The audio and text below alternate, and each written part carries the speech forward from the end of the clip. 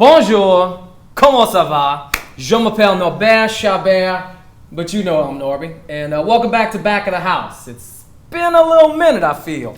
Our last episode we shot back in October, maybe September. I don't remember. It's been so long. And then my buddy behind the camera there, Mr. Brandon, had to do his stint with the local New Orleans Saints. Brandon, I wish you would have had a better season to cut your teeth in the sports world, but we know you had a great time, and we're looking forward to what's going to be a run of hopefully 3 or 4 episodes here on the show. Got to tip my hat again to the man, the G-Man, Gerald Gurney, who, I tell you what, when you have a personality like that, that's really doing what I think is the second best job in the state of Louisiana, only to the Lieutenant Governor of the state of Louisiana, who's able to go around to all the mom and pop shop, bringing that unique experience of what we like to call the single best bite aspect of popping into shows and really giving that pub that maybe they can't afford. And I love the fact that he's been stepping out of his Acadiana range and seeing some of the spots out here. I know when he came down here, I think he went to Big Mike's, Blake's Deli, a couple other places. So Big G, Gerald Gurney, we appreciate your time. And I'm excited to talk to my guest today, James Clesi, another distinguished Nichols alumni who is doing a hell of a job bringing seafood to the New Orleans area the way we like to do it, But, a couple of things have transpired when I was thinking about which T-shirt I was going to wear today. It's carnival time. And I got that great Dirty Coast T-shirt that's sort of like the beads tree, And then I put it on, and I was like, I think I had too much holiday fare over the December and November, January break. And I went with the Wild Bush Farm shirt. So shout out to my boy Neil Gernon and Wild Bush Farms. If you ain't been out there, I tell you what, that's beautiful country, and Neil and Monica are doing a great thing. So, but about the Mardi Gras, right? About the Mardi Gras. So, in that time between the last episode and this one, I was recalling all the wonderful meals that I had. And, last time, if you recall, the single best bite, we talked about an in-house meal, a great sandwich that I made when I was on vacation. And of course, when you go through a birthday, Thanksgiving, and a Christmas and New Year's, you can talk about some really good eats there. But it is the season, right?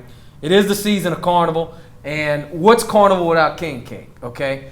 And here we're shooting live from Bistro Ruth on the campus of Nicholls State University, and Thibodaux this weekend had the King Cake Festival, and by all accounts, the place was packed. So much so that it hampered actually a lot of the folks getting some of that delicious king cake, and it got me thinking. I'm not that much of a sweets fan, although one of the meals that I did have that we're going to come back to in the critical critique was up there for possibly the single best bite, and it was a sweet. But this is one I'm going to throw you with a little bit of curveball, okay? A little bit of curveball right here. As you all know, all right, and if you're coming to us from a different part of the country, look, you may go on the internet and Google what a king cake is, and you see it, and it's round, and it's purple, and it's gold, and it's got the sugar on it, and it's fine, the icing, yada. Well, let me tell you something. That's the basic. That is the basic king cake, okay? There are literally thousands of types of king cakes there. Different fillings, different toppings, and one that's become in vogue as of late has been the boudin king cake, okay? That's whenever you take that king cake bread, you wrap it around some boudin, and you bake it. Now, you can put some cheese in there. You can do all kind of stuff, whatever you want, all right? Now, look, that's good. I'm more of a savory man myself, so it appeals to me, okay? But, y'all, let me give a plug right here. The Cajun Meat Market in Houma, Louisiana has a crawfish boudin king cake, okay? Crawfish boudin king cake. Now, if you ever had crawfish boudin, it's a little twist on regular boudin, okay? Instead of the meat in there, you got some crawfish, and the spices are kind of akin to what you would get whenever you eat ball crawfish, or maybe in a crawfish etouffee. And I'm gonna throw another plug out there. If you ever go to Big Mike's, get the boudin.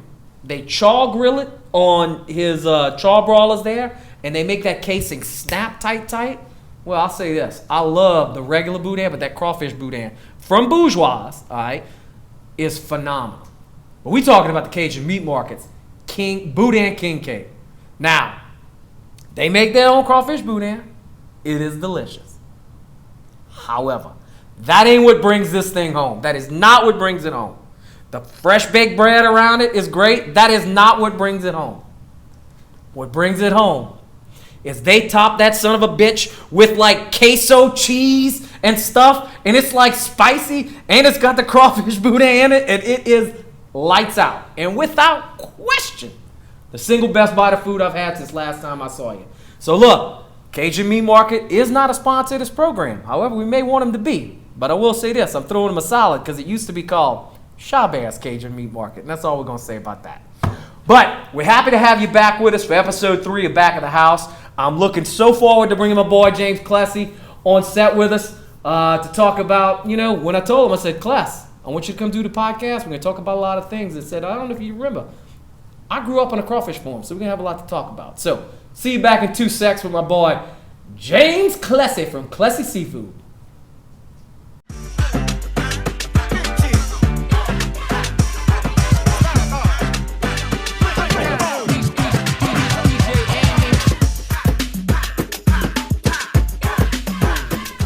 All right, we got this guy right here. What's up, everybody? The man, James Clesi. How you doing? Good to see you, man. Good to be here. Woo! So, me and Clesi go back before he was famous. I'm blessed and lucky. I went to high school and college with a few notable folks. And, some people, you look at him and you go, can make something of himself.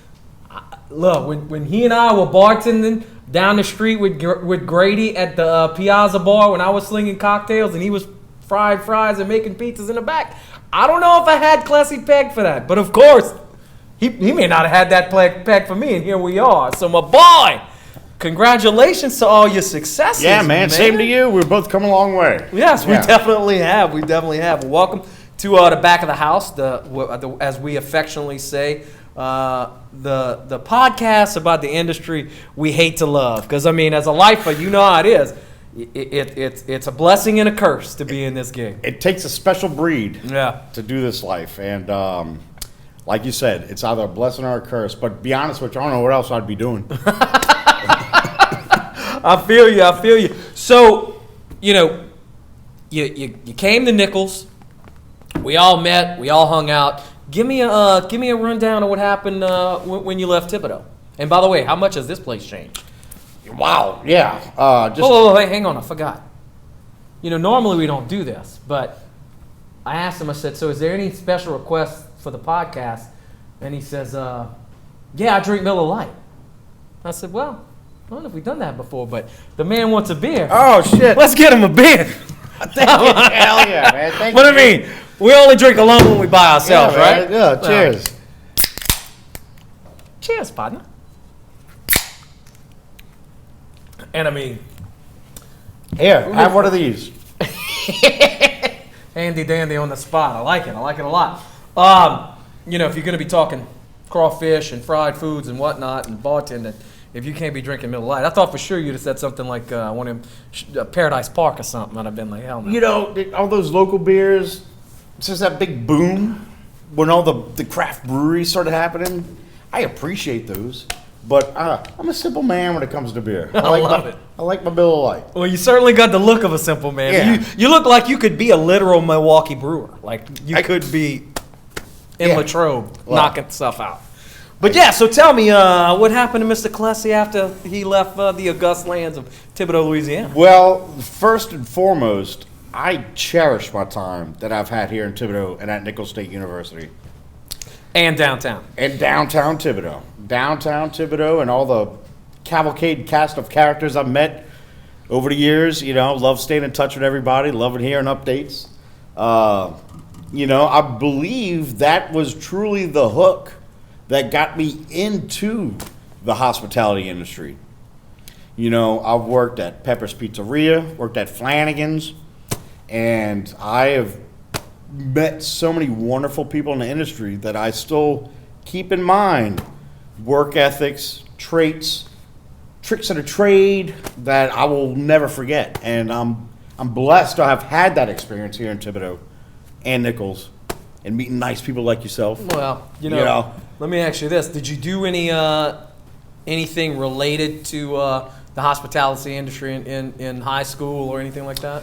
My first job was I was a busboy at 15 at Copeland's. Back when you could work whenever you were 15. Yeah. You didn't get in trouble for it. Similar deal. My brother owned truck stops, and I started out in the parking lot sweeping and stocking coolers. And then, technically, he owned the gas station that eventually became a truck stop. And luckily, I was turning 18 right around the time that they was becoming a truck stop, and that was my first bartending gig. Chauvin, Louisiana, Marty J's. So, nice. Yeah, it's the way it's the slow steps up the ladder that really get you. No, absolutely. Like you said, I was in the back of Peppers frying French fries, flipping pizzas. But it was also my time working with Eric LaFont, Ronnie S.J. at Heads and Tails Catering. There you go. Those years of doing those big crawfish boils, coming to Nicholls State doing Crawfish Day, boiling crawfish for a whole stadium of people, that was something that stuck with me. So Josh's son, member of my family, used to work over there, and ironically winds up marrying a girl whose father ran a crawfish pond, my brother Lenny. We commercially harvested crawfish for over 20 years. Mm-hmm. In fact, when my father was alive, back in the day when local journalism was truly local, and they would write about Senator Chabert from down to Backa, they'd put your party affiliation and then the job you had, mm-hmm. sort of as a way to tell the reader, this is this guy's background. And they wouldn't put all field service or anything like that. They put right. Crawfish farmer. Yeah. Right? Leonard Chabert, D. Chauvin, crawfish farmer. Man of the people. Absolutely, yeah. Absolutely. No, that's great, man. I didn't know that about you until you told me. That's awesome. Yeah, now my brother would say that I never formed crawfish in my life, and then he'll see a picture and he'll be like, forget how much you were around. So yeah, while it was never my career, I certainly was into Go Devil. I baited the traps in the bitter cold and pulled some out, and of course we did it recreationally. And let me tell you something. You want to talk about loving crawfish, all right? Everybody in South Louisiana loves crawfish, right? But when you got crawfish ponds in your backyard and you getting them literally Wednesday, Thursday, Friday, Saturday, Sunday, whenever the season's on, all right, I mean, that will test your love of it. But I tell you what, I've never grown tired of crawfish. Not peeling them, not eating them, not nothing. Same here.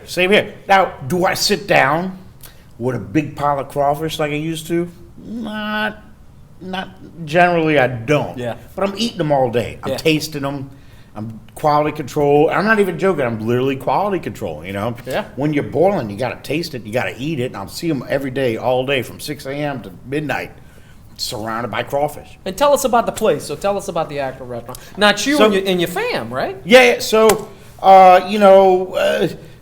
from my days in Thibodaux to now, it's been a wild ride. I left Thibodaux, went back home. And where specifically is home? Home is New Orleans. Home But is what part, man? As we Mid-City. all know. I want to know what school you went to. Yeah. Well, I went to Brother Martin High School, class of '98, and after that, came straight to Thibodaux. Yeah. I moved to Thibodaux in '99. And the restaurants in Mid-City. Restaurants in Mid-City, 4323 Bienville, Mid-City, in between Carrollton and City Park Avenue. Great area. I was around there yesterday. I ride in Hermes. We had our den party, and on my way out of town, I went by Plush Appeal over there on Toulouse, which ain't far from you, but it ain't next door, but it ain't far. Look, just like Thibodaux, everything's like 5 minutes away. Right. You gotta know where to turn. That's it. But it's been a wild ride. After Thibodaux, I went back home. I started working. I got a taste for large scale catering and logistics, working with Heads and Tails. That, like I said, is something that really stuck with me. It was always my favorite way to earn. Was those big feeds, giant jobs that it was more than just like, here's your pan of jambalaya. It's like, we need generators, we need bulldozers, we need to come in and Did you work with Grady on any of that stuff? Yeah. Oh yeah. Back in the day, the whole Get Along gang. Those guys were like my idols. Yeah. Grady and Eric LaFont and Ronnie SJ. Ronnie. I mean, like, I worked for all those guys. You know, if I wasn't working at Peppers, they'd be like, I need you at this job in Peltier Park. Hey, come to Bullwinkles. Last call. And like, dating yourself. Yeah. We need you to, like, hey, I need you to scrub this. So, like, break this out. I'm like, what's Clesi doing? I don't know. We need him over here. And I was just like, and I was jack of all trades. And I was all about it. Yeah. I was just excited to be in the mix, being downtown Thibodeau and the bands and the nightlife and the drinks and the partying, I mean, hey, look, full disclosure, I like to party. Look, we were joking about drinking beers. I said, look, if we can't drink beers, let me backtrack. He texted me last night and he goes, hey, I'm sorry to bother you so late. I was like, bruh, we talking about doing a hospitality podcast. It ain't even 9 o'clock. If this is late, we ought not be doing the show, period. I don't know your lifestyle now, Norby, and like, I don't know if you got like, if you got like a routine or something, and like, I don't know. Well, obviously not. So good to hear you're still rocking and rolling. Absolutely. But yeah, so I get back in town. I started like doing catering for like the movie sets, and that was fun and exciting. That's got to be cool. It was cool to. I'll be honest with you. Like I've always admired the movies, and like I've considered myself a movie buff. One of my majors at Nichols was mass communications. There you go. I thought I was going to be, hi, I'm James Clesi, and you're watching this today. And like me, you worked at the KNSU? Yeah, and I worked at KNSU, and I like the idea of like creating and putting it on screen and the editing, and unfortunately that didn't pan out. And what did I go to? What I've always done, working in bars and kitchens and catering companies. That's what I knew what I was good at. I knew I could always get hired. Yeah. I got that special, like I said, it takes a special breed. Ain't no doubt. To do what we do. And, and when I left Nichols, I, got involved in some social clubs, all those 501c3 social clubs. Just like when I was on campus, I was part of a fraternity. Yeah. I was social chair multiple semesters, throwing parties. I enjoyed that, throwing the big homecoming party at the football stadium. I spent more time worrying about pig roasts and generators and tents than I did the actual football game. Yeah, right. And like, it wasn't like I was getting paid for it, but I spent endless sleepless nights running around delegating. You're doing that. You're doing this, and it was just because of pure passion of it. Yeah, because we're making memories. We're throwing a good time, and that was the instinct that kept me in the business. I got back home. I got mixed up with the social club, and I'm like, well, I like to throw parties. Can I help throw the parties for the social club? And then I just got right back into it. I thought I was going to leave college, go back home and mature. No, just start throwing more parties. Yeah. Start throwing big crawfish boils, oyster roast, getting bands, generators, tents, whole 9 yards. And it's like, it dawned on me when people started inviting me over, like, hey, my daughter's having a birthday, or hey, we're having a reception. Can you do that for us? I'm like, well, sure. And they're like, man, I think I have a business. That's it. And that's what started me looking into starting my own business. Now, I was still working at catering companies. Mm-hmm. I was still clocking in at some restaurants and doing this and doing that. And I still do, to this day, work with Heads and Tails with the disaster program. Yeah. So whenever there's a big disaster, I still get that call. It's like getting a band back together. Uh-huh. I'm able to drop everything, go run away with them. So I got a lot of experience in like large-scale logistics. And people don't realize the excellence of execution required to do that. Unfortunately, the disaster aspect of storm recovery, the man camp catering side of it is a huge deal.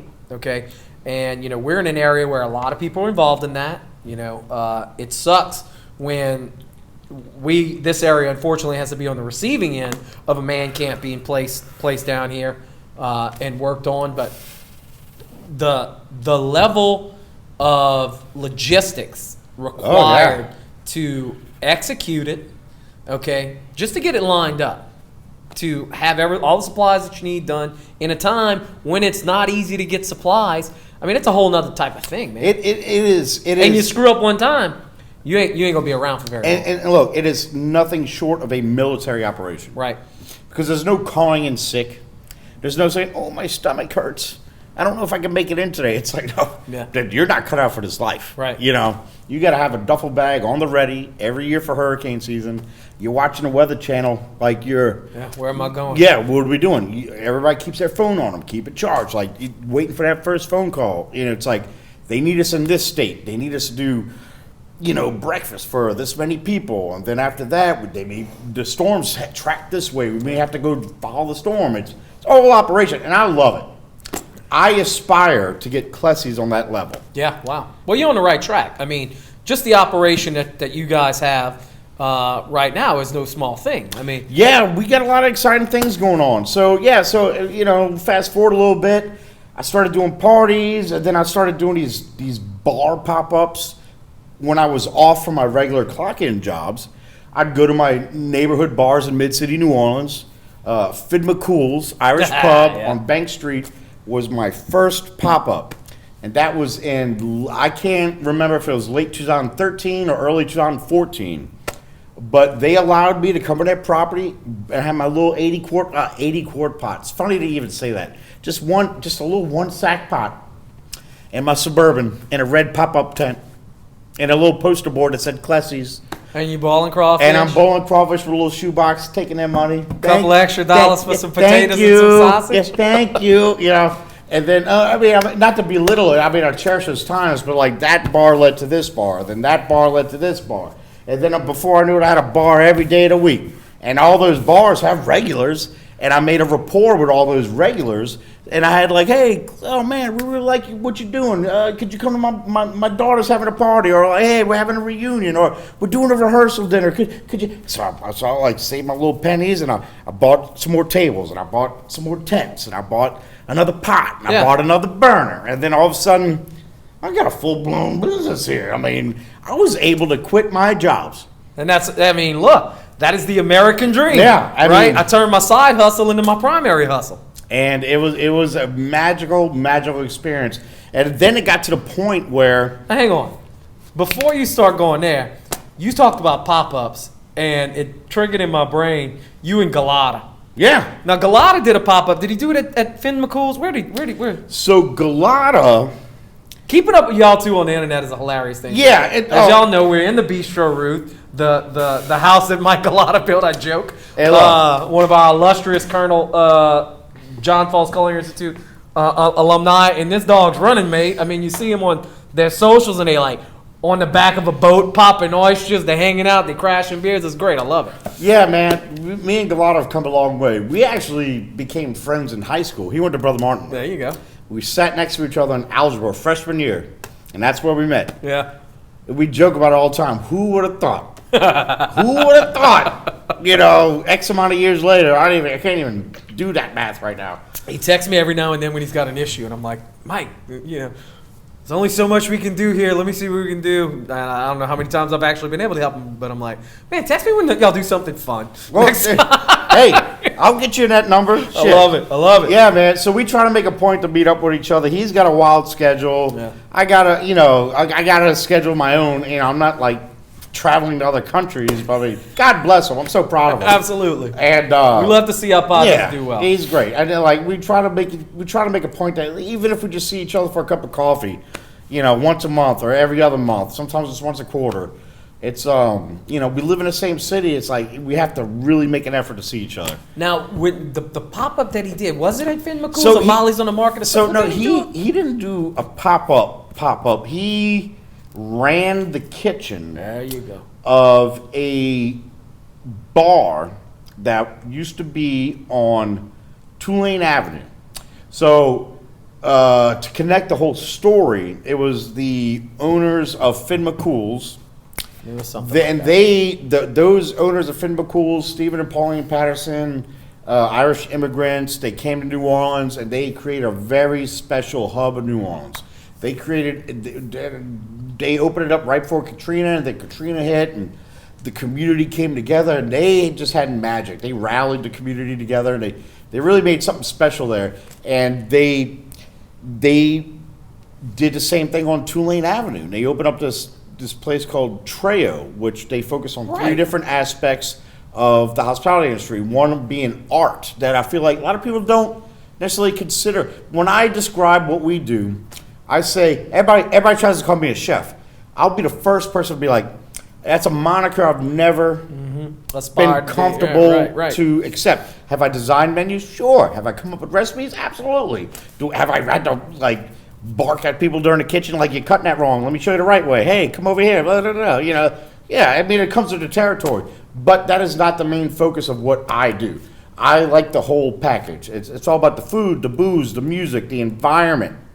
And art's a big place. So this unique place that the Pattersons opened up on Tulane, it had an art gallery on the top floor with revolving artists, had a courtyard on the side. They did craft cocktails and they did a top notch, everything they did. And just as a side note, they're back in Ireland living the life. So there you go. They did it. I hope to accomplish a quarter of what they did. Well, Galata had the privilege of running the kitchen in that establishment for a period. Gotcha. And through one reason or the other, they felt that it ran its course. Now we'll get back. As relationships sometimes do. Well, no, the relationship was fine. It's still all lovey-dovey. It's just from a business end. It's just like sometimes dollars need to make sense. Look, I've closed down 2 bars, one in this town, one in another, that we thought were the bee's knees. But every now and then, it runs its course. And at the time when that was happening, I had my first brick and mortar that we outgrew quickly. And I was desperately looking for a new home. It just so happened, when I reached out to the owners of Treo, I said, hey, looks like I gotta go back to my roots and start doing pop-ups again, like me pulling up on the sidewalk with a tent. And they said, actually, we're about to have an opening in the kitchen. So as he was moving out, I took over that kitchen. There you go. And we had that kitchen for a whole year. Right. During that year, we found the property where Clesi's restaurant is now on Bienville. And we decided to actually invest in property instead of renting. And we've been operating out of there since late 2017, early 2018. And killing it ever since. I mean, look, I'm in New Orleans 3-4 times a week. I got a condo downtown that I'm blessed to be able to have access to. We go all the time. I mean, I drive in, drive out all the time. I lived there 3 times. I mean, permanently, including for Katrina. And for the longest time, getting your hands on quality bald seafood in the city was hard to do. Hey, I think it's a phenomenon. I feel like it was by the grace of God, serendipity, kismet, whatever you want to call it. I've come up with the term kismatic serendipitous. Like, it was just by the grace of God, the planets were aligned. I decided to get in the game at the right time because I don't think there was a bunch of crawfish pop-ups. I mean, there weren't. At that time. Hell, there wasn't any permanent places balling very much I crawfish mean, you had your standards. You had your Captain Sid's in Bucktown. You had your Deanies, you know, and places of that sort that are still just staples of the boiled crawfish community of New Orleans. Now, I'm not saying I was the catalyst to inspire everybody to come out the woodwork and start their own crawfish company, but if you look at the internet now, every Tom, Dick, and Harry has got a little mobile crawfish company, and God bless them. Yeah.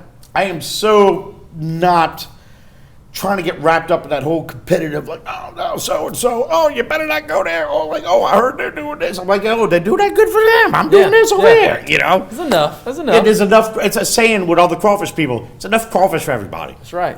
Not to get in all that nitty-gritty rat race, you know. It's like, I can only imagine that's what politics is like. It's a little bit something like that, you know. People get crossways for a lot of reasons, particularly, you know, in this industry when they think there's only so many dollars to go in that little cash box you start out with. And they really start to worry when your cash box gets a little bit bigger, right? And then you start branching out. And everybody wants to figure out what's your special sauce, right? And I don't mean the dip, right? Even though dude, that's right. Yeah, we had. Oh, yeah, I forgot about that. Hey, you made that one tweet in my Twitter bio. It still says crawfish dip aficionado. Man, that started a whole whirlwind. I got invited on WWL. WWL. WWL. about that. That's Yeah, right. no, yeah, holy mackerel. So to bring y'all yeah. up to speed, there was a Twitter. You know how it can be inflammatory sometimes. And somebody made a comment about not needing dip for crawfish, and they're like, blah, blah, you didn't boil your crawfish right. And I was like, well, pardon me here. Grew up on a crawfish farm. Eat crawfish eater my whole life. Pretty much everywhere you go outside of the city of New Orleans, crawfish dip's a thing. And I mean, people lit up. And then it started some side comments about, well, what goes in the dip and what kind of stuff is it? And one of the TV stations reached out to you, brought you on air.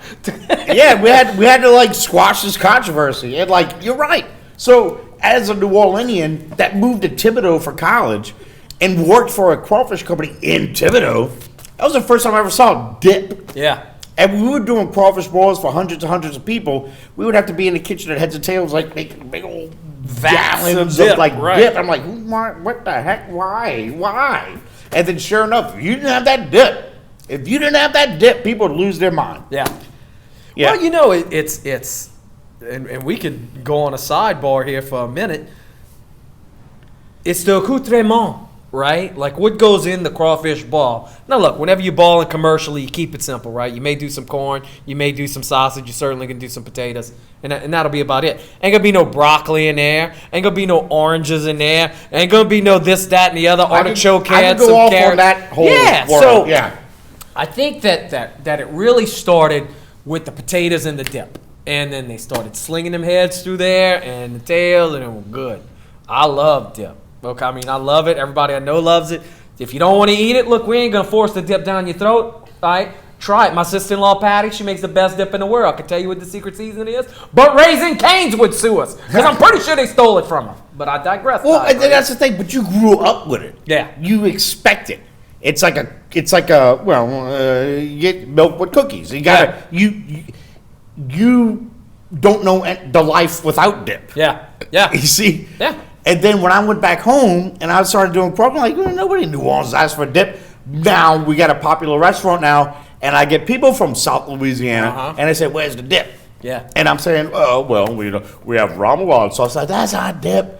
And then they say, well, tell the kitchen I want some mayonnaise and ketchup and this and that. And then, like, the waitress goes in the kitchen and we're slammed. And, like, I have another table. They want ketchup and mustard and mayonnaise and a little bit of Tony's and Worcestershire and lemon juice. And, like, the chefs in the back with, like, a line of tickets are like, for, like, this one table. Yeah. Yes, they really want it. They said they can't eat crawfish without it. And so after your tweet, and after us going on the news, we just have it on the menu now. There you go. We just make it now. It's too simple not to have it. And now people love it. Now it's a thing. And look, maybe you're welcome, New Orleans. Yeah, exactly. You're welcome. Maybe this is why it's getting more popularized in the city. Crawfish dip aficionado. You heard it here first. So anyway, but no, that was a trip. That was a trip. As a pro, again, this is the crawfish show. Apparently, all we're going to do is talk about crawfish. There is a fellow that I work with professionally. I knew him in my time in the Senate. I ain't going to say no names, but he's from Eunice. Excellent cook. Okay. Would never call himself a chef, but really, really does well cooking for large crowds. Now, he doesn't do any commercial catering. He's a government affairs professional. But he's invested in some serious equipment to do these things. So he does some stuff for us. We have these, literally in the legislature, you'll have these events every afternoon, okay? So your ability to do that, and it's something I've incorporated in my own profession now, is being able to cook for a small, big group, like 20 people. I can't cook for 5 people. I got to cook for at least 20 or more. I can cook for 5, 20 or more, and as long as I got, my limits on a big pot is about a 5-galloner, and then after that I'm tapping out. But the best thing that he makes, and he makes everything, he does all kind of stuff. He makes these crawfish enchiladas that are ridiculous. I mean, as a man that's eaten crawfish 100 different ways and still loves them all, it's up there in the top 3 that I've ever had. But here's my thing: pride, authorship, and ownership. Will not, and we talked about this in the first episode with Chef Jeremy, will not give me the recipe for nothing in the world. All right? He's like, ain't gonna give it to you. Whereas Randy is like, I don't have a problem giving people out the recipe because there is no original recipe. It's all just different versions of the same thing. I'm not going to ask you for your recipe on how you boil your crawfish, but I will ask you a couple of things that I'm gonna go back to Baton Rouge. Baton Rouge is a big orange in the boil liquid there. How you feel about the citrus other than lemon in the boil? So when it comes to getting creative of what you put in the pot, there's nothing wrong with putting oranges or satsumas or pineapple was a big thing. I remember when we were young, nobody would ever put pineapple. Right. Now, it's like, oh, gotta have the pineapple. So, at the restaurant, in our basic catering menu, we are very traditional. Corn, potatoes, sausage, garlic, mushrooms. And that's about it. Yeah. Now, if we're doing a private party, and the client says, oh, I want artichokes, I want green beans. I want sweet potatoes. Some a la carte items. And it's like, man, we can. Yeah, whatever you want. I'll throw your birthday cake in there if you want. It's I've like, seen you're some paying for it. I read something on Twitter, somebody was putting boudin, literal boudin. Oh, I'm yeah, like, we've done that, yeah. What in the hell? How does that even work? I do a big benefit on Oak Street, New Orleans, in front of the Maple Leaf every year. We do. Okay, careful now, don't yell, Mike. Oh, my bird. Yeah, we do thousands of pounds. I think the most we ever did for that party was 5,000 pounds. And people donate. People show up to this event. They block off 4 blocks. Yeah. And it's one long table. George Porter plays. Nice. Oh, it's so much fun. And people bring me chicken legs. People, turkey necks are good. Like, just. But see, like I see turkey necks in a boil, and I'm like, that's natural. Oh, I love turkey necks. Oh yeah, see that is old school stuff right there. But like the more exotic things, it's like the edamame or like See edamame. I've never had it in the bowl, but it makes sense. People say, oh, you get yourself some frozen tamales and throw them in during the soak, but fish them out right before they're mush. And people swear by it. And look, everybody's Uncle Bobby, everybody's Pawpaw, well, we did it like this. Yeah. Oh, we did it like that. Oh, what you need to do is like that. I'm like, okay, that sounds great. Sounds lovely. However, this is how we do it right now. You accommodate only to a certain extent. Well, that goes back to what we're saying. When it comes to like the cuisine world and food world, and people are ferociously loyal to their crawfish traditions. Yep. It's not like you're going to get, it's same thing with po' boys and muffaladas or the best, who got the best red beans? Oh, who's got the best roast beef po' boy? When it comes to crawfish, there's not a line down the street for muffaladas. There's not a line down the street for, a roast beef po' boy. Yeah. Crawfish season, people are fighting each other. I was leaving my house today in Houma on Park Avenue, and across the street from me used to be the Boiling House, and they shut down, and Wilson's bought them out. Okay, Wilson's Oysters and all. Yeah. Now it's Wilson's Boiling House or whatever they call it, and it was what I got here for 2. It was lunch. All right, and they had 10 cars there. Now they sell live and they sell boiled, and I was just like, this thing, it's unbelievable. One of the reasons we got out of the crawfish business because you couldn't make no money in it. And boy, how times have changed, dude, man. It is, God almighty. It's like, I hate to say it, but it's like drugs. Like they have to have it. Yeah. It's not just, let's have some crawfish. It's like it's part of people's personality. Yeah. Like on their bio on social media, crawfish fanatic. It's like, like people call us up from the restaurant. They'll say, we'll be like closing in an hour. People say, oh, my wife's on the interstate right now. Please don't close. Please don't sell out. I'm like, sir. We have plenty of crawfish. She has time. But no, you don't understand. We have to have it. Yeah. Are people doing that for any other type of food? Yeah. And I think that's what starts all this, rivalry with all the other crawfish guys. It's like there's so much pressure. I used to get so wrapped up in it. I'm like, oh my God, what are they saying? Oh, the reviews and with the birth of social media. And it's like, I've just did a trust fall. I am whatever. I'm just going to worry about myself. keep on what we got going. Well, a friend of mine was posting on social media from on their story yesterday from your shop, and they just did a zoom around, and I sent him a text today. I said, loved your story. I said, I got Clesi on the podcast. Oh, nice. Had a blast yesterday. Tell him everything was great. So let me ask you this, pivoting away from the crawfish a little bit. What else you got over there that the person that's going for the crawfish, all right, and you were going to say, the crawfish is phenomenal. Try this stuff. So, Or try this with it. we have... And I don't mean dip style. I mean, try my catfish. So our catfish, that was our, that's what I feel like, besides crawfish. I'm saying, everybody in New Orleans has, po' boys and, jambalaya. Our jambalaya. Now, that's another controversy. I mean, you're stepping in all of it. It's stepping all of it. it's a red jambalaya. I'm not against the red jambalaya, Coach. And you on Baia Lafourche. They make a red jambalaya on Baia Lafourche. And man, if I haven't had people say, "Oh, my grandma would roll over that grave and she know I ate a red jambalaya," I'm like, "It's food. It's good food. At least taste it." Yeah. Oh no, I can't. I have you do a red chicken and sausage? Yeah. Do you do a so red we shrimp? don't add the shrimp because traditionally a red jambalaya would be a Creole jambalaya, has seafood in it. We have a lot of people with dietary restrictions. Yeah. Can't have they can't have. We have enough seafood. Let's make the jambalaya non-seafood. It's a family recipe. It's what we've grown up in my family. It's one of my sister's recipe that she perfected. It's not a lot of tomato. You put a little tomato sauce in it. It gives it a little red. Gives it a little paste whenever you're grilling your onion. We're gonna get into all that. I can tell you the recipe. Yeah. But it's very popular. We sell a ton of it, especially with catering. And but our jambalaya is great.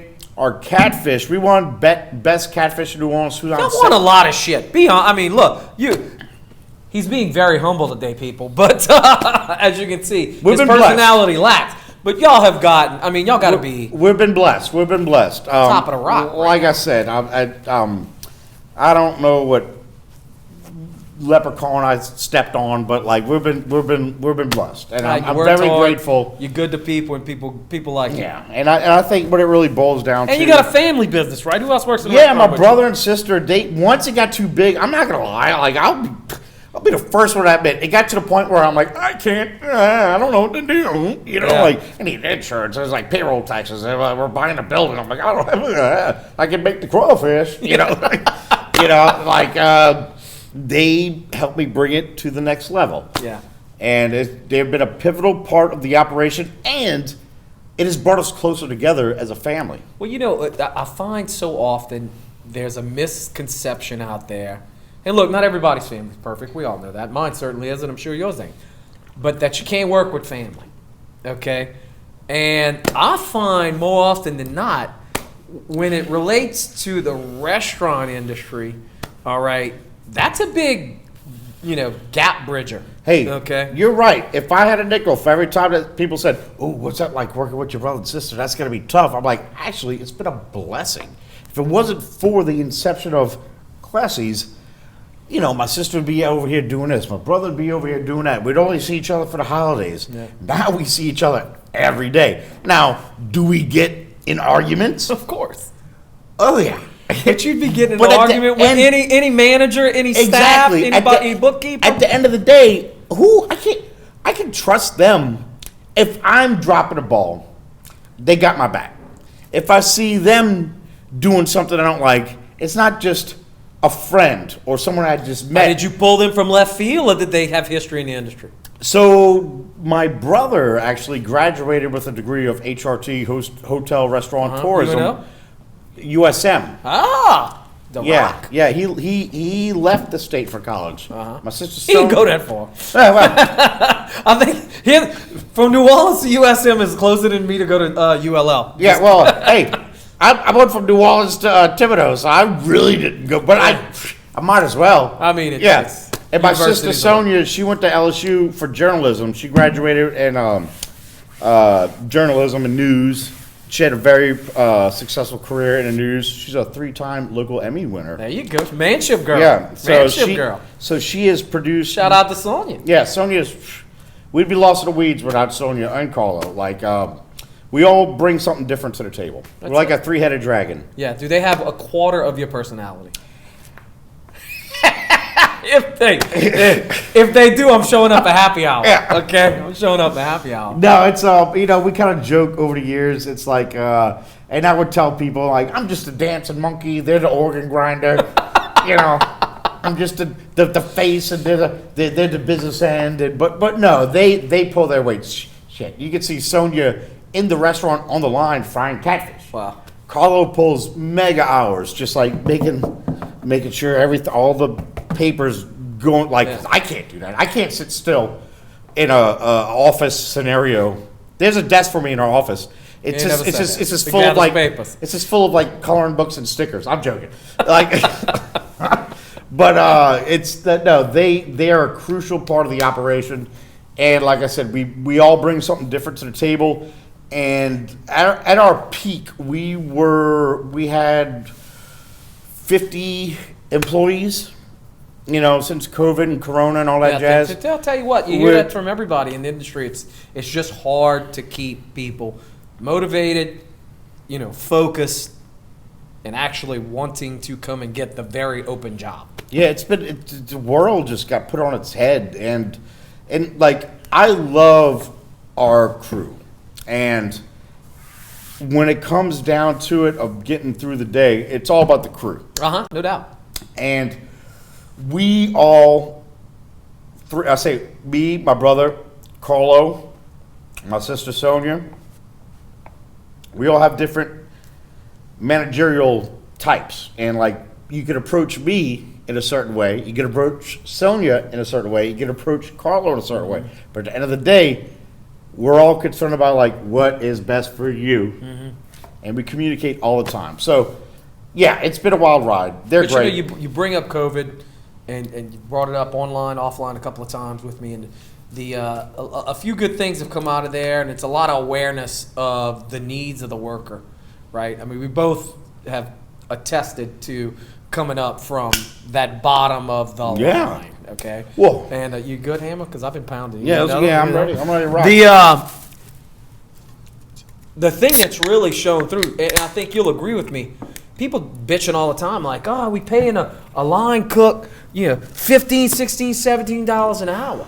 Hey man, if I can get a good line cook that's worth $15, $16, $17 an hour, hell, I'll pay him $20. Okay, well, I mean, it's like, if you're a great worker, if there's one place that will reward discipline, hard work, you can screw up. We all gonna screw up. Show up, stay, be consistent. You're going to have a job. What was I say? Show up. Don't lie to me. Don't steal. We're going to go far. Yeah. I mean, that's pretty basic, Ain't no doubt. But we've been blessed, once again, having a wonderful support staff. And, man, it's just like, I love walking in the kitchen, high fives, and, like, checking up on everybody. It's part of the game. Because I was that person. Yeah. Forever. And then one day, all of a sudden, I'm on the other side. Yeah. I've always been a laborer. I've never been on the manager end or the bookkeeping end. It just so happened, like I said, serendipity, charismatic serendipitous. I started blowing crawfish, and one thing led to another, and then like bing, bang, boom. And the connections you've built in the industry, like I'm talking about you and Galata, seeing y'all all the time on social media and whatnot. I always see you on the boats. You develop good relationships with your providers. Yeah, right? I mean, that's one thing I've definitely learned over the years is like whether they're a vendor or even like the people that deliver the newspaper or the guy that drops off the bread in the morning. I want to know their name. I want to shake their hand. How's your nephew doing? Oh, you told me about, it's like, because they're doing the grind every day too. They're doing a grind every day. And at the end of the day, with your particular business and your little slice of the world, I mean, you're dealing with that shrimper from Clesi, right? You're dealing with a crawfish farm or somebody that's working in the basin and whatnot. And, those people are having it hard and have been having it hard for a long time. Look, my brother is for his whole life, he's been either He owned his own trawl boat for a while. He, like I said, formed Crawfish for a long time. Now he's killing it with crabs right now. I mean, he's pulling crabs. My whole family at one point in time has been in that industry. It's something that's very, very important to me. Hell, I dedicated half my political career to fighting for the rights for fishermen. I mean, that's a plight. That's an honorable trade. Yeah. Not enough people doing it these days. And it's not just a trade. It's to represent. It's our culture. Ain't no doubt. And we need to cherish it and hold on to it. Yeah. And it's not like the old commercial, time to make the donuts. Yeah. This is generations of people have been participating in what we are taking for granted. And it's something special when you wake up in the morning and you're just like, oh man, I'm watching the sunrise and I'm waiting for the crawfish delivery and like I'm turning on like all the lights and the TVs and I'm seeing the staff come in rubbing their eyes and I'm like, hey, what's up guys? High five, we're gonna have a great day. And then like it's like we're carrying that torch. Yeah. You know, and not to sound all cliche, oh, we're culture bearers, but we are. 100%. And I'm proud of it, you know. 100%. And I'm not taking it for granted. Like I'm honored to be doing this. That's right. And, you know, one thing that I love is, you know, when I was growing up, it used to be almost a joke and almost an insult about you, depending upon which bayou you from, what the white boots were called, right? We call them Cocodrie Reeboks, all right? Right. Well, now it's become such a status symbol and a good thing, a thing that's being embraced by everyone about how hard the commercial fishing industry is, why we should make it a symbol of our culture, and the hardworking men and women that have done it for generations and hopefully will continue to do it for generations. You know, the Terrebonne Conventions Visitors and Conventions Bureau, their office on 90, soon to be on 49, has a big old statue of a pair of white boots. But you know what I'm saying? Yeah, well, you know? so we know what that boot stands for. We know We still good on volume? the Perfect. generations of people that wore that boot. Yeah. We understand it. And if somebody goes, what's up with that boot?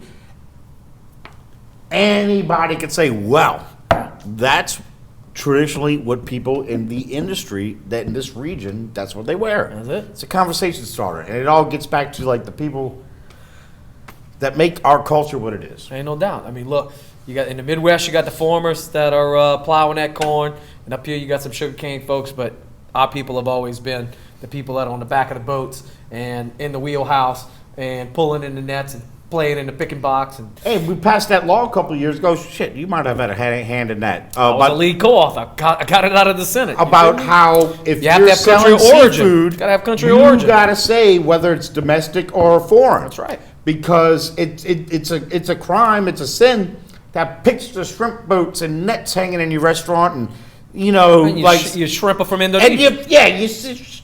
it's from like some country you can't even like. It's like, wait, well, Egypt does crawfish? Yeah. I didn't know that. Like, what the heck? It's like, and they're doing it. They're doing it in places like tourist traps, and they're making money off our culture. Governor Edwards came down and signed the bill at the Doug Davis's place, the Shack on Grand Yeah. Cairo in Houma. Yeah. Like Chuck Gisclair was the lead author of the bill, and we passed it. I passed it out of the Senate. I refuse to sell if I can't get my hands on Louisiana domestic seafood. Shout out to John Lario. Thank you, John. Yeah, Big help thank in you that so too. much. Yeah, because like it's like I'm like I'll go to like the market sometimes, and I'll be loading up my cart with like a case of Louisiana seafood is like for example it could be like $80 a case. Talking like catfish. Yeah. And then they got that swai stuff from Yeah. like God knows where that Right, stuff's right, from. right. And I see the next guy, he's loaded his cart up to here, and it's like $20 a case. And you know what's another bullshit deal is And it's we had to deal with it like with the TED deal, okay? The turtle excluded device, which is a big deal, and we get it. Nobody wants to kill the turtles, yada yada yada. Well, the Monterey Bay Aquarium, okay, in California, is like this industry trend-setting standard bearer. And what they do, and it really screwed us, is if you do not meet their standard of sustainability, they mark you as unsustainable. And if you're marked as unsustainable by the Monterey Bay Aquarium, big box stores like Target and Walmart and Sam's will not sell your product. So they arbitrarily decided that we passed the law that said within Louisiana state waters, using a turtle excluder device was like optional, okay? They instantly marked Gulf caught Louisiana shrimp as non-sustainable. And it hurt the industry. Price dropped. Everything got bad, okay? You could not move the product in the volume that the industry needed to move it, all right? Well, that hurts, every person that owns a boat that could be getting killed by insurance, fuel costs, labor costs, all those things. And then now you got some damn hippie liberal, no offense to my good friends that are hippies and liberals. Hey, I get it. Institute out on the West Coast that's saying just because we give, I grew up in a shrimping community my entire life. Don't know a trawler yet that caught a sea turtle in his trawl net. And the ones that may have always said the same thing. Bruh, if we catch it, we're going to put it back. It'll be fine. Put it back in the water. Put the damn thing back in the water. Yeah. Newsflash, sea turtles can last for a while outside of the ocean. Anyway, moving right along. So they came to us and said, hey, we got to repass this. We got to mandate it again and get this non-sustainable tag pulled off of us. It's little things like that, man. See, you know politics more than I do. Yeah. When people ever try to rope me into politics, so how do you feel about this? How do you feel about that? I'm like, you know what? If it affects my family and my crawfish business and the people that are affected directly around me in my small circle, that's when I will go beat a drum. But like, be honest with you, I'm worried about my bottom line, this and that. And I don't know. Maybe that's a conversation for another podcast. That's it, 100%. 100%. But look, one thing that we do here on the back of the house is we advocate for the industry and we advocate for the people that put it, whether you're a farmer doing farm to table, whether you're harvesting it from our waters here. We want to support our people and the industries they're in. And sometimes that shit gets a little political, and that's just the way it is. But other than that, my friend, the events you got coming up. So I have some events coming up. Yeah. So besides the restaurant, we now are operating a wonderfully magical event space. Uh-huh.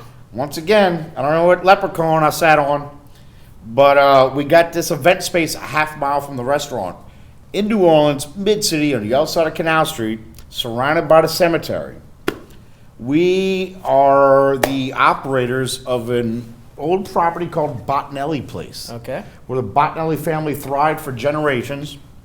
It is some very unique, architecturally awesome buildings that are just tucked away in a dead-end street, surrounded by the cemetery. We're doing weddings, live music events, small receptions, birthday parties, anything you want. We're building a new kitchen there to facilitate all our catering needs. So we're not walking all over each other at the restaurant. It's your commissary? Yeah, it's our new commissary. And all our catering's going to be out of there. We're going to have our own crew over there. And you got some live music coming up.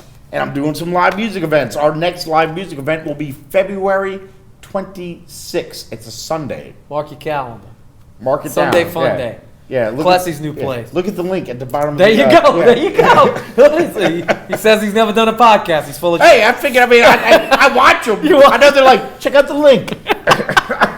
Brandon, remember we got to put the link right there. Yeah, we'll figure it out. But man, I tell you what, this has been a blast. We could have gone for hours. No doubt, a hullabaloo. Well, let's come back. Let's do it again. We'll do Maybe y'all can come to my place. Maybe y'all so. can come with the cemetery in the background, and I can show you all the property. We'll bring Galad out here. And he'll be the voice of sanity between us two. But look, continue success, my friend. Look forward to seeing you. Yeah. And Clesi's, y'all. That's all you got to say. Let's do it. Let's party. Clesi, y'all. I love that guy. I tell you. The memories we all had working in downtown Thibodaux, they're legendary. And, a lot of credit goes to Grady Verrett that taught so many of us that are his disciples on how to work every aspect of the restaurant. You had to know how to serve, you had to know how to bartend, you had to know how to be on the fryers, you had to know how to bust the damn restaurant, you had to do it all. And that brings me to my critical critique at the end of the day.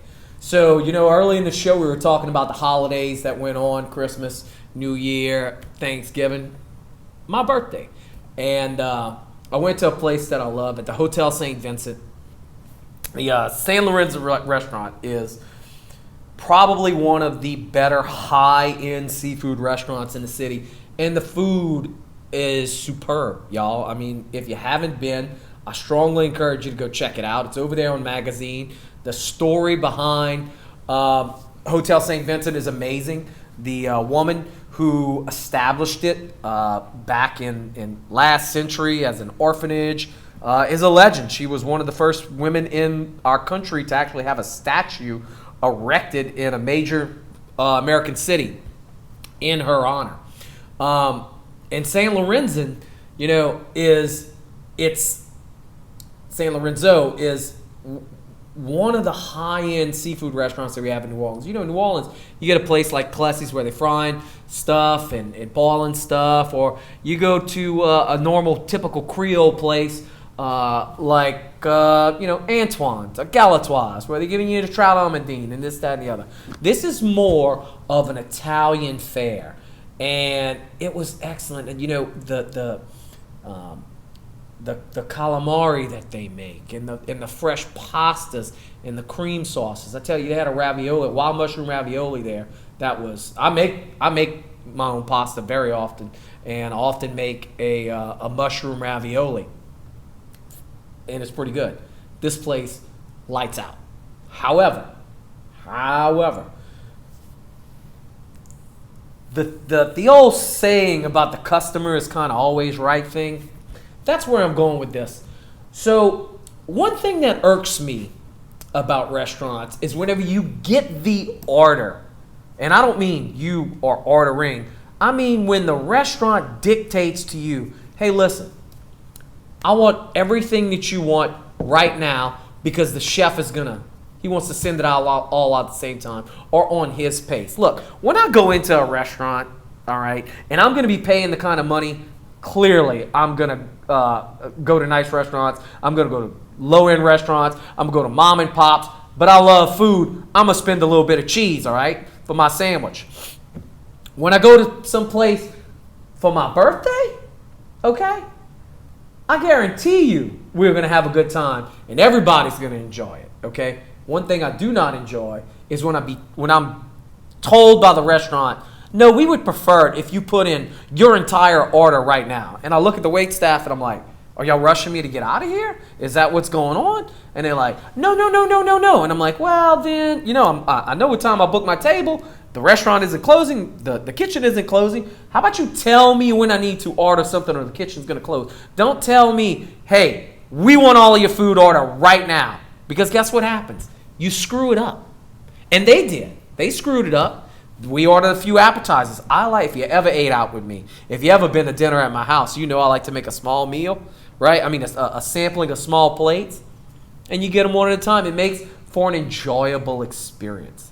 However, sometimes when you go to these places and they're like, we would like it all, your entire order at the same time, it really screws that up for the patron. So I think in the future, restaurants should really ask the patron how they would like to dine. And look, sometimes you can't do it. Sometimes you can't be accommodating. Sometimes the restaurant is built to just do that, right? And hey, look, I get it. But for the most part, that ain't the case. It's more about maybe a chef being cocky or a manager being cocky. Because let me tell you what, the cannoli at that place, and I know I talked about cannoli before on this podcast, Pampion on the North Shore. They had a cannoli, brought it in straight from Italy. I tasted it, wasn't that great. This place's cannoli, I put it on social media. It was phenomenal. I played the Godfather music behind it. Let me tell you what, it was this close to being the single best bite. It was that good. And I'm not even a sweets guy, so San Lorenzo, look, I love you, baby. But let's just try to be a little more accommodating to the patrons that are come there to your beautiful place and your beautiful hotel to have a really good time. And now don't just go for San Lorenzo. That goes for all you restaurants out there. So look, we appreciate you being here for the third episode of the Back of the House podcast, where we talk about the industry we hate to love, but we do. And I appreciate my really good friend and old friend, James Clesi, and blessings on him and his family for their successes. And I tell you what, I really appreciate the fact that he made us drink a couple of beers, because we're going to go crack a couple more when it's all said and done with. We'll see y'all next time. Thanks for coming by.